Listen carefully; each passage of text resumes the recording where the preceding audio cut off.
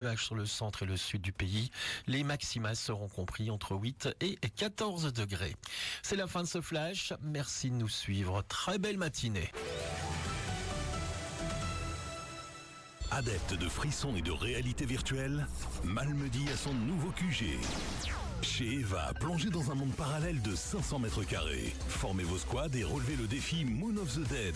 Ou affrontez vos amis et devenez le héros de votre jeu vidéo.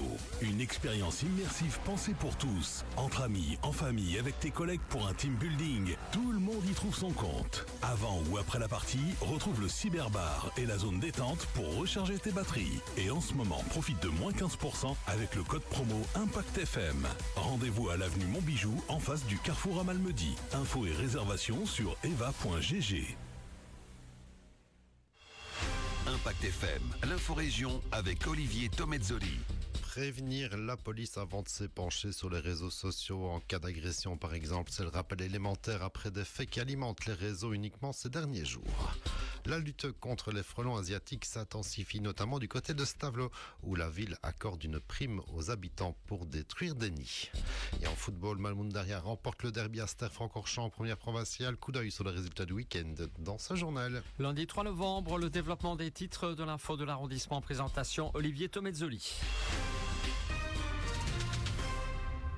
Bonjour à tous, on commence avec ce rappel primordial lancé par la zone de police Vesdre, mais cela nous concerne tous ici. C'est suite à une agression en rue à Verviers que la police réagit alors que la presse écrite verviétoise n'a pas lésiné pour relater l'agression, laissant les commentaires se multiplier sur les réseaux sociaux. La police Vesdre rappelle que sans l'avertir, elle ne peut pas agir. En substance, ici, les victimes et témoins de la scène n'ont pas appelé la police au 101 ou encore les services de secours via le 112. Une plainte n'a même pas été déposée suite à ces faits.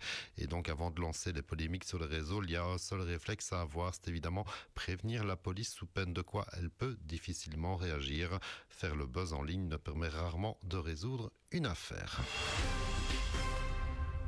On part du côté de Stavelot pour une décision qui devrait aider les citoyens à lutter contre l'invasion de frelons asiatiques. On vous en parle régulièrement ici. Ces frelons asiatiques sont très dangereux pour les abeilles tout en jouant un rôle non négligeable sur la biodiversité. Des frelons asiatiques qui sont chassés depuis un petit moment déjà, notamment par des spécialistes agréés. Et à Stavelot donc, la majorité a décidé d'aider financièrement les habitants qui auraient un nid chez eux avec une prime qui peut monter jusqu'à 75 € par intervention. Explication avec le bourgmestre de Stavelot, Fabien Legros. On a quand même reçu pas mal de sollicitations par rapport à cette problématique et on s'est rendu compte que l'aspect financier des interventions, puisque chez les privés, c'était eux qui devaient prendre 100% en charge ces frais-là, c'était un véritable frais. Et sur proposition de notre échevin, Raymond Kockelman, nous avons établi ce règlement et je salue vraiment cette initiative. Ça cause des gros dégâts dans les ruches, il décime des populations entières d'abeilles et on voulait un petit peu agir à ce niveau-là. D'après les informations qu'on a reçues, un nid peut provoquer 15 à 17 nids l'année prochaine. Donc je pense que c'est un incitant, une manière un petit peu d'aider nos apiculteurs aussi. Une fois que le nid a été localisé et que l'intervention a eu lieu, il faut fournir une copie de la facture. Au préalable, il faut remplir un formulaire et il faut faire une photo du nid avant et après l'intervention.